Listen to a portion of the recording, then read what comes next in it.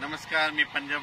राज्यामध्ये 1 एप्रिल पासून ते 7 एप्रिल पर्यंत म्हणजे जवळपास 7 दिवस राज्यात दररोज आज या भागात, उद्या दुसऱ्या भागात, पुन्हा परवा दिवशी तिसऱ्या भागात, पुन्हा चौथ्या दिवशी पहिल्या भागात असा अवकाळी पाऊस पडणार आहे. म्हणजे सांगायचं झालं तर मुंबईला देखील पाऊस पडणार आहे, पुण्याला देखील पडणार आहे. पूर्व विदर्भ, पश्चिम विदर्भ, दक्षिण महाराष्ट्र, उत्तर महाराष्ट्र, कोकणपट्टी, खानदेश, मराठवाडा मध्ये सगळ्या भागामध्ये दररोज 1-1, 2-2 दिवस मुक्काम करत पाऊस पडणार आहे म्हणून हा अंदाज लक्षात घ्यायचा.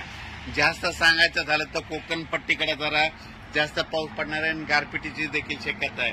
पश्चिम महाराष्ट्रात देखील पाऊस पडणार आहे, गारपिटीची देखील शक्यता आहे म्हणून हा अंदाज लक्षात घ्यायचा.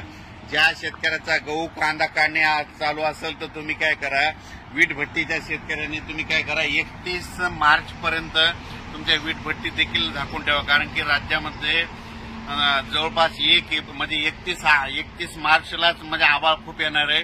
31 मार्च ते 7 एप्रिल म्हणजे जवळपास त्या म्हणजे अवकाळीचा मुक्काम जवळपास 7 दिवस राहणार आहे. आतापर्यंत इतका मुक्काम राहत नाही, पण दररोज 2-2 दिवस भागात म्हणजे आज 2 दिवस या भागात, पश्चिम महाराष्ट्रात 2 दिवस, उद्या मराठवाड्यात 2 दिवस, असा परत पुन्हा पश्चिम महाराष्ट्रात 2 दिवस, पुन्हा विदर्भात 2 दिवस, असा भाग बदलत जवळपास 7 एप्रिल पर्यंत राज्यात अवकाळीचं संकट आहे.